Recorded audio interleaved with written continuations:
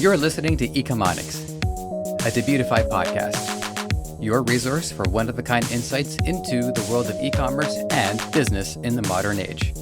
This is Joseph. I'll be presenting a wealth of industry knowledge from interviews with successful business people and our own state-of-the-art research. Your time is valuable, so let's go.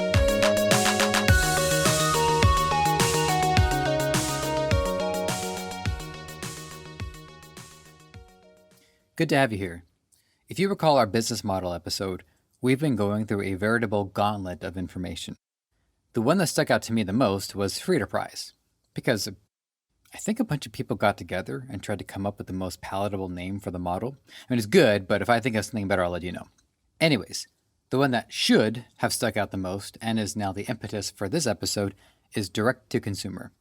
As entrepreneurs and sellers, this model is one we need to know more about, and that's what we're here to do today. As always, the ideal place to start is what DTC is.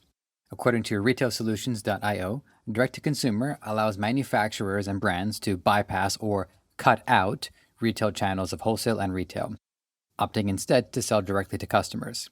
Let's get a few definitions in to round this out. Fool.com makes the following point.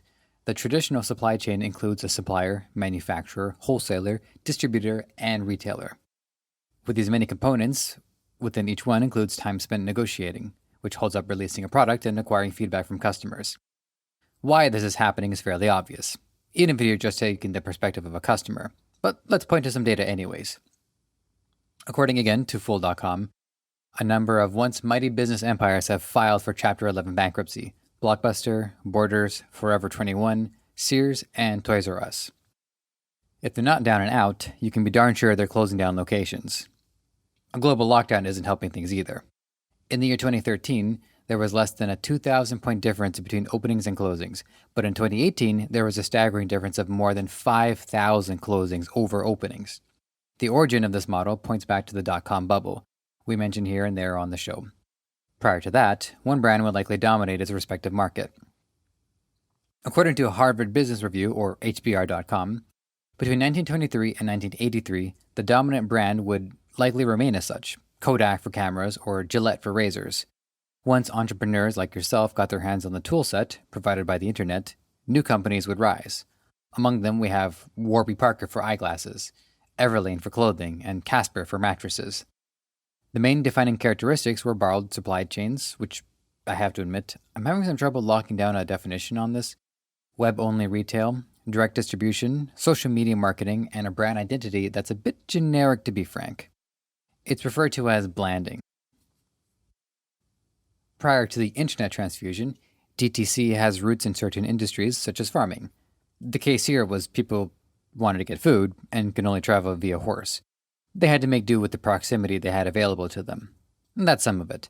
Another point to mention, if you recall from our dropshipping episode, there was also purchasing by mail. Fundera.com makes a specific case about the appeal of DTC to millennials.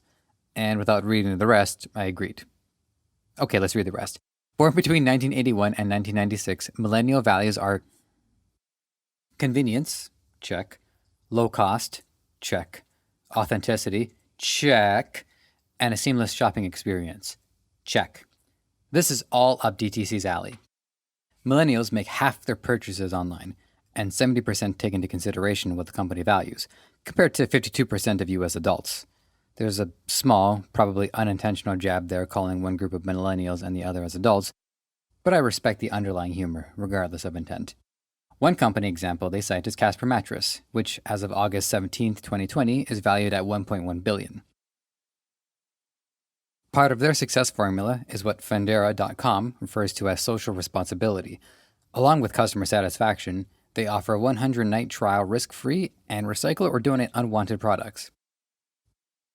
Compared to Generation Y shoppers, who tend to prefer affordability above all else, a trade-off that in a traditional model would result in an inferior product by the time it hits shelves. Direct-to-customer takes that problem out of the equation. Here are the 8 characteristics Fool.com uses to illustrate the advantages of companies that use this model. Number 1, the industry they want in has a low barrier to entry. Number 2, parts of the operation can be rented and leased as necessary.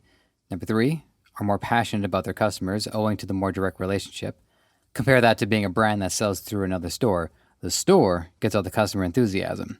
Number 4, they have experience in understanding and utilizing first-party data. Also, I'm not against using the word utilize. It means to use with efficiency and practicality. I know there's the irony to the way I use, so let's just move on. I shouldn't have brought it up. Number 5, they cut out the middleman. Number 6, they know just how important it is to communicate with customers directly and often deploy cutting-edge CRM software. Number 7, they are more flexible with their prices than with legacy retailers. This is owing to the amount of costs involved in running one: overhead, staff, insurance, rent, spillage, wildfires. And number 8, they gravitate more towards digital marketing, which is in line with the forward thinking of the business model. Fool.com focuses on the 5 key benefits in switching to DTC. Number 1, as we said, cutting out the middleman. The difference in profitability is as follows. If I sell a product to a wholesaler, they have to mark it up, meaning by the time the customer has purchased it, the price has doubled, twice. Once for you to sell to the wholesaler and mark up of your costs so that you're profitable, and then it's marked up again by the wholesaler so that it can be profitable.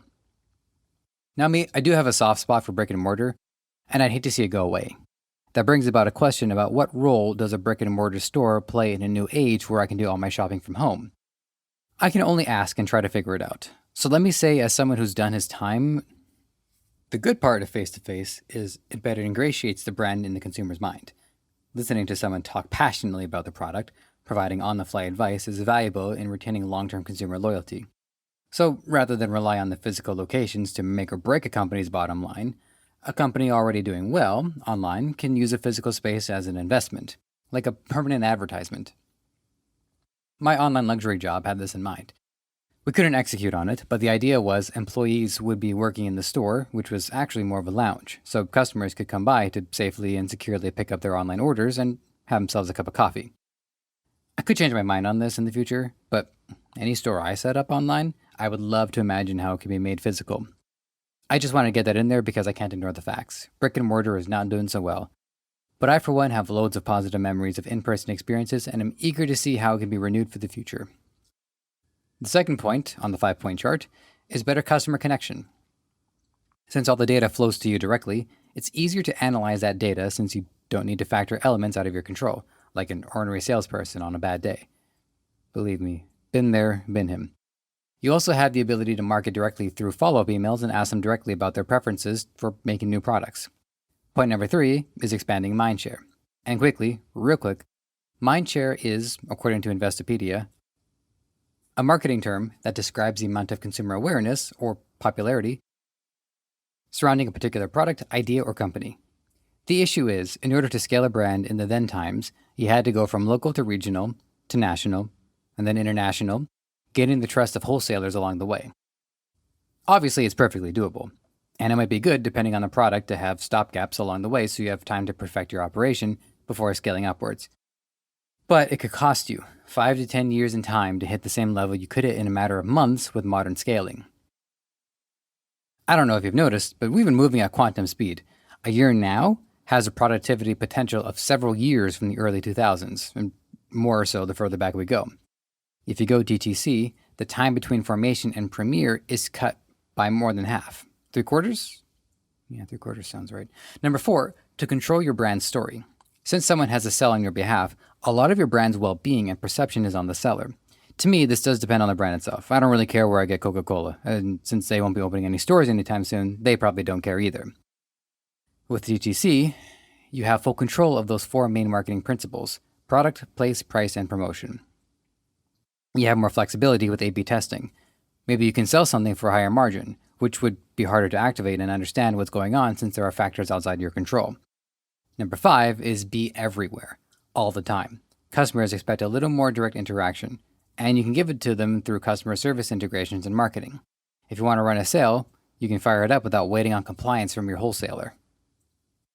All right, let's get some downsides in. Here's 3 from Fundera.com. Number 1, supply chain issues can be difficult to coordinate with. They point to a case study of a beauty brand by the name of Glossier. According to that article from marketingweek.com, the president of the company, Henry Davis, was having difficulties keeping stock up to demand. His industry was competitive with a lot of big players well established, with a secure supply chain network. It got to the point where he had to write a letter to his customers to let them know they were having trouble keeping up with the supply. The customers were understanding, but it's not something that the business would endeavor to repeat. Point number 2, conversions can be a challenge. In order to acquire some of that sweet goodwill, DTC brands expect to have to deploy a lot of free trials, like the one I mentioned earlier about Casper. Customers, skeptical of a new company, will try it out, but it hasn't been ingrained in their mind to commit. Point number 3, it requires expertise in several areas. It's one thing to just make a product and convince wholesalers to carry it.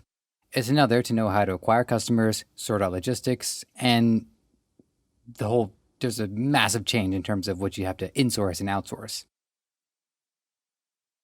The next article that I especially encourage checking out is HBR.org's Reinventing the Direct-to-Consumer Business Model, which I've referenced earlier today. In it, they characterize the landscape has changed in a number of ways, one of them being advertising. As early adopters of social media didn't have to pay as much to advertise because of less competition and an unclear view of how valuable it actually was. They go on to say that in today's view, companies are facing some serious struggles. Casper Mattresses' February IPO was $600,000 less than its last private fundraising round. Brandless, and yes, it is a DTC company, laid off 90% of its employees. Glossier suspended its color cosmetics line Play, and Outdoor Voices CEO Tyler Haney was forced to resign as they were burning $2 million monthly, taking in $40 million in sales. This is all happening now because of a ramped-up competitive market, making customer acquisition difficult and advertising expensive. Companies are now considering if it's worth selling their product through Amazon, thus completing the circle and becoming what they sought to replace. Markets, such as cookware, are loaded to the brim with options, such as Equal Parts, Maiden, Meissen, Great Jones, Caraway, and Our Place. You could say that there are too many cooks in the kitchen. I did, and I'm not going to take it back. Also, big legacy players have the infrastructure to set up their own DTC line as well. Investing is a different situation too. They've had at least 10 years worth of data from DTC companies. The key takeaway here is that DTC is at the point where the model is not e-commerce innovative, but the tactics can be. It goes on to make the following observations. Number 1, you need to have or be an omnichannel. There is a new wave of stores such as Bulletin and Neighborhood Goods who are physical locations, and their job is to curate DTC brands on the company's behalf. Which is great news for me, by the way, just remembering what I was saying earlier about wanting to see brick and mortar make a re-emergence. That said, the success is not totally clear yet, but they noticed that customers were less likely to bring their products back for a return. Being able to interact with the product in person first before deciding reduced the rate significantly. Number 2, differentiate through community. We established the ability to collect data from customers directly, but HBR suggests going further than that by also working with customers to develop products. And number 3, expand margins through vertical integration. As a company scales, it could be difficult to maintain profitability as distribution channels expand and supply recedes. But if you were to shift from outsourcing manufacturing to going in-house, you'd have full control over supply. You could have even more control over supply if you actually opened up your own mine and harvested the resources yourself, but that's not official advice. Number 4, prepare for the voice revolution. Now that we have text internet down pat, signs like OK Google and Alexa are the first of a new shopping experience. The article overall has a pretty negative slant towards DTC, and while I'm no economist, I'm more optimistic about it than the article is. But you should get negative opinions on things as well as positive. So I have 3 tasks left to do today. I'm going to talk about how to start a DTC, how a company can transition into it, maybe not fully, but perhaps partially, and lastly, some DTC companies right now worth looking into. First, how to set this up. Shopify.ca outlines the 6 steps intended for a consumer packaged goods or fast-moving consumer goods business, aka FMCG or CPG, and therefore presumes a greater scale. So let's learn what we can, and then we'll focus on a guide closer to a small-scale startup, as I'm sure we'll get lessons for both. The 6 steps are goals, timeline, technology, partner, payments, and fulfillment. Number 1, goals. What you got? Gain more media impressions? Harvest customer data for remarketing or R&D? Build a sustainable business line that complements your brand. Whatever it is, identifying a goal is a good place to start no matter what. Number 2, timeline. According to Shopify.ca, you should anticipate a deadline like a holiday or a major conference that attracts a lot of interested attention. As a backup, you ought to also anticipate a secondary deadline just in case. This lets you work backwards from that point. For e-commerce and dropshipping especially, the brunt of your focus is more likely to be on the front end, meaning stuff like content delivery, and you only have so many SKUs to start. Part 3, technology. Naturally, I'll be recommending Debutify, but the main point I took away from this step is that a big company may be incentivized to work with an equally big platform. That's not inherently necessary. What's important is the technology being able to rapidly keep up with the changing consumer landscape. This next step clearly angles towards a larger company, but let's look at it carefully, which is partnership. A large company probably has a creative agency already, but chances are they don't know how to work with the tech platform selected as well. They may not be familiar with the e-commerce space. So a large company will use a platform implementation partner. Since it's a Shopify guide, they pointed to a successful 5-week launch thanks to an agency partner guidance, who set up front-end and back-end development. Angling this towards a small operation, in a sense, you should still be considering each element you work with as a partner, whether it's Debutify, the supplier you're dropshipping from, assuming you're dropshipping, and anyone else you bring into the project. Number 5 is payment. For CPG/FMCG, they expect the retailer to handle customer payments. Put simply, you need to make sure you have a credit card processor that can collect payments into your company's bank account. A platform like Shopify has a built-in processor, and whether you use one built-in or externally, Shopify recommends looking at approval rates, payout times, and ease of reconciliation. And number 6, we have fulfillment. For large enterprises, the factors they recommend looking into are warehouse proximity, which could be of strategic value depending on where the customer base is. The second priority is packing, such as if a product needs to be refrigerated. Third are integrations. Whether you do it directly or your agency does it on your behalf, the warehouse has to be integrated into the e-commerce platform so the data flows smoothly. And lastly is price. The main element a CPG/FMCG company needs to bear in mind is how those costs will scale as a business does. Info.voodoorobotics.com also points to a number of challenges all across the company spectrum, specific for a business that's transitioning from a B2B to DTC. In the warehouse, pickers have to be more careful when selecting orders since it's specific to a customer. The product has to be presentable to the customer. And while they can't do anything about delivery, getting it packed safely is on them, which transitions into packaging. In B2B, you can ship products in pallets en masse. But when delivering specifically to customers, you also need an area for packing, as well as having to figure out what size of packages you need based on product variety. Next is quality assurance, where they have to make sure the package has the correct product, is labeled properly, and, it's not broken. Compare this to heading to a Walmart and seeing a box on the shelf. Maybe it's not in the best shape, but at least the store has a customer service department, and as well, you might even be able to hack a little something off. Next is shipping. Again, the major adjustment here is that you're sending a lot of small packages rather than large pallets or cases. Companies need to figure out what are the most cost-effective options for shipping, and if they should be relying on third-party delivering methods like UPS or DHL. Additionally, companies need to consider dimensions, weight, and how fast the box needs to get delivered, in case there's, a parakeet inside. Then there's returns. When a product is returned to a Walmart, the onus is on Walmart to figure out what to do with it. Say the product is in poor condition, but not poor enough to refuse the return altogether, Walmart can mark it down and put it in a markdown section. There's more implied goodwill when you're receiving something even if it's a return, when you're receiving something from another business. You don't get that as a default when dealing with customers. Moving along, you have personalization. One of the key benefits going direct is to give customers more customization in products. Customers can come to your website and check out different shirts, let's say. So because this is such a major component to fully benefiting from DTC, companies need to make sure their manufacturing process, in-house or partnership can handle this, not just at all, but in a way that's feasible. With marketing, a company isn't relying on a wholesaler to put their product images on a commercial or catalog, but selling directly to the customer gives the company direct control over where to sell, be it Facebook, LinkedIn, or Instagram. For sales, a company is transitioning from selling to a seller to selling to a customer directly. In B2B, there's less of that need for a salesperson to be on brand. It's still professional, mind you, but you just don't need to put on the same face. The second aspect is in B2B, you can guide the seller on the other side through the sales process. But in DTC, sometimes I'm saying it so much I'm starting to wonder if I've said it wrong at any point. Probably. The customer needs to be able to sort it out on their own. Next is how it affects engineering.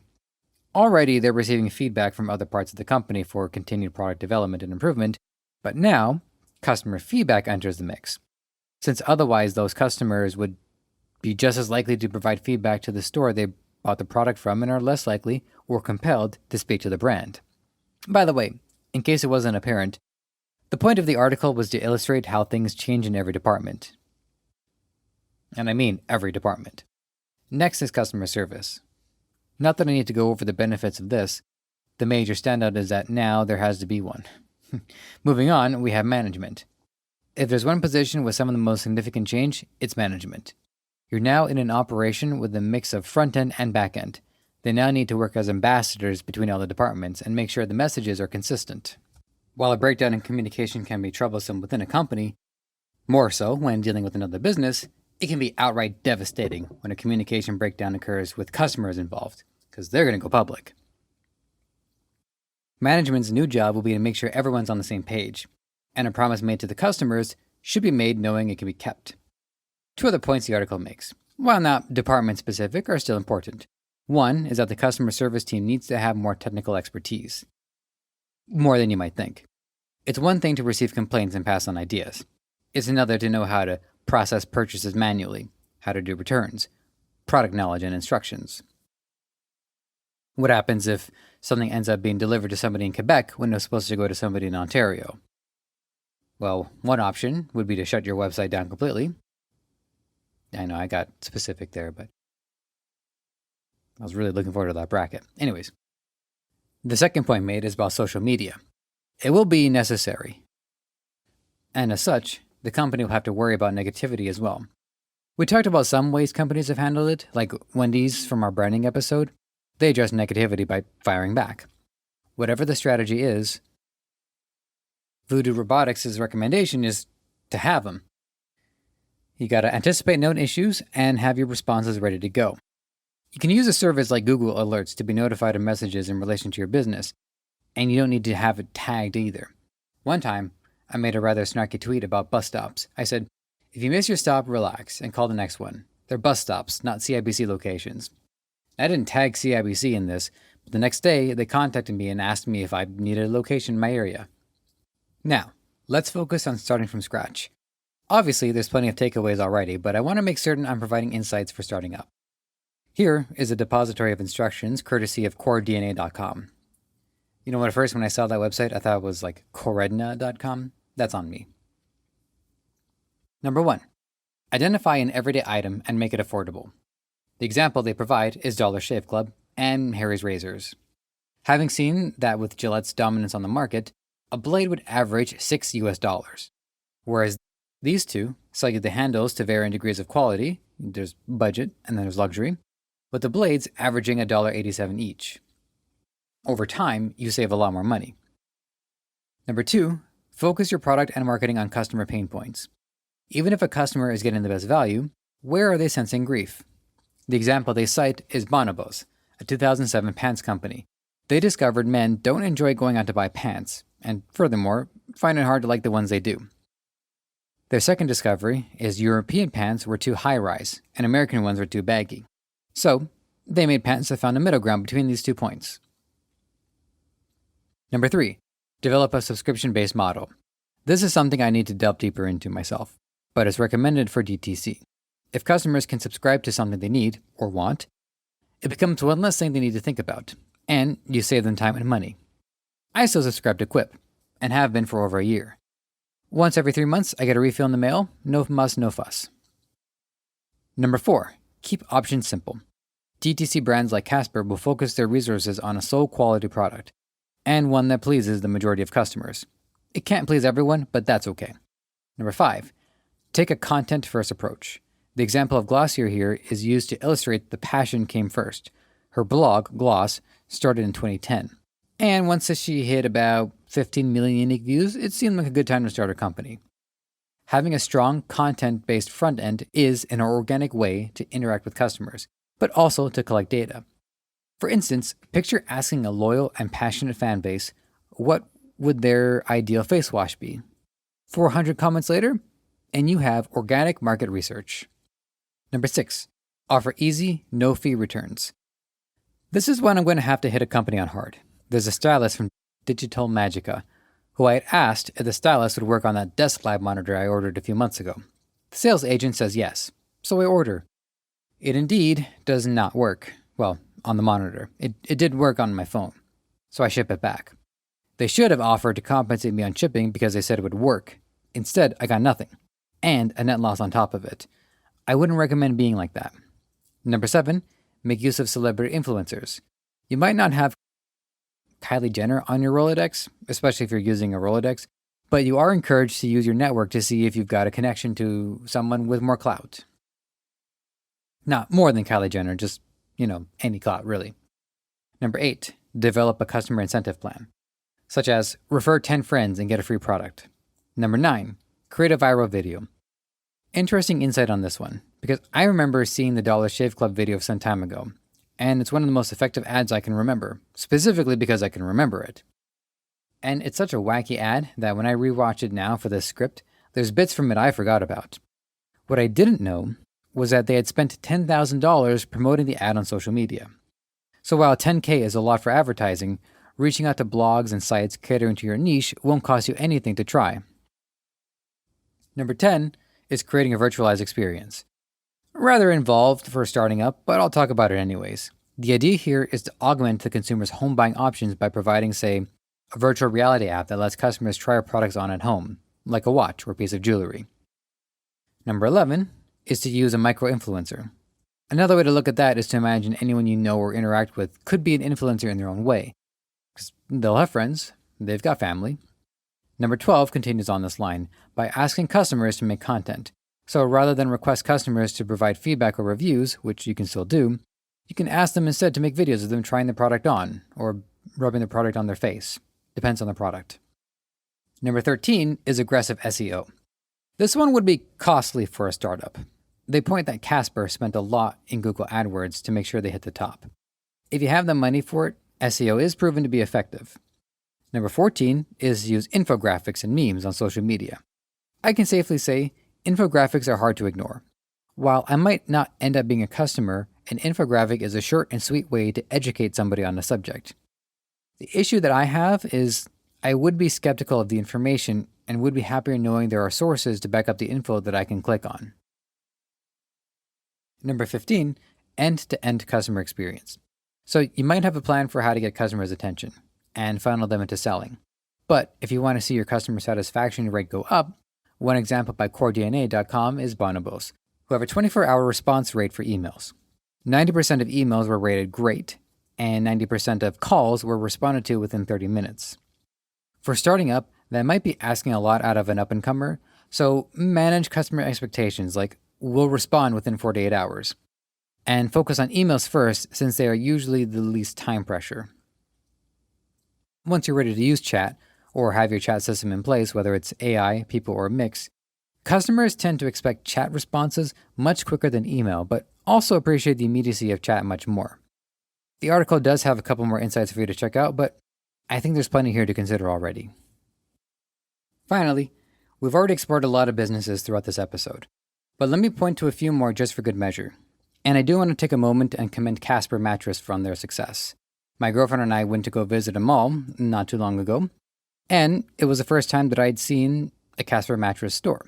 So while their presence is mainly online, or rather their sales are mainly online, I was pretty pleased to see that they would have a physical presence. And they are selling mattresses at the end of the day, so it is the kind of thing that you would want to test out in person if you could. The first company I'll talk about is Almina. I wanted to make sure I got one in that uses dropshipping. Oh, the article, by the way, is from Glossy.co, which I mentioned earlier.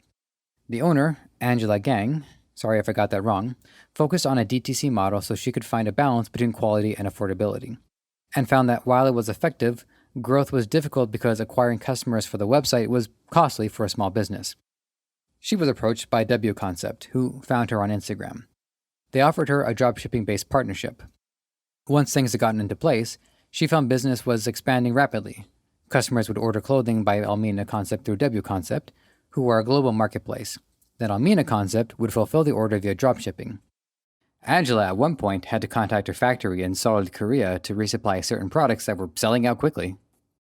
The second one is Cards Against Humanity, a game I love to play, but I'm not great at winning. You'd think with my English level I'd do well in a game of words, but I assure you, depending on the crowd, it might not make a lick of difference. Cards Against Humanity sells on their website directly, but of course they're available in stores as well. The article from blog.hubspot.com points out that because the audience and the brand are so in sync, the brand can mess with the crowd and the crowd gets it. They did a Black Friday sale where they charged $5 for nothing and earned $71,000 as a result. The final one I want to talk about is The Fifth. Since you're listening to this, it's done numerically, 5TH. And their strategy would be a little obvious if you adopted it pound for pound, but my gosh is it smart. For the first 2 years of its operation, the store would be open 5 days a month, giving time to build anticipation as well as control supply and demand. As of 2017, you can shop whenever you want, but they had the story to fall back on. One major takeaway I picked up from this research is that if you consider how much product is purchased in stores, the relationship between those major brands and the stores that sell them is a B2B relationship. They need to convince the store to sell it rather than convince the buyer to buy it. Well, that was a lot. What about you? What was your takeaway from all this? If you want us to delve into a subject further, feel free to let us know. podcast@Debutify.com. You might have found this show on any number of platforms: Apple Podcasts, Spotify, Google Play, Stitcher, or right here on Debutify. Whatever the case, if you enjoyed this content and want to help us thrive, please take a few moments to leave a review on Apple Podcasts or wherever you think is best. We also want to hear from you, so whether you think you'd be a good guest or want to weigh in on anything related to our show, you can email podcast@Debutify.com or connect with us on Facebook, Twitter, Instagram, and TikTok. Finally, this podcast is created by the passionate team at Debutify. If you're ready to take the plunge into e-commerce or are looking to up your game, head over to Debutify.com and see how it can change your life and the lives of many through what you do next.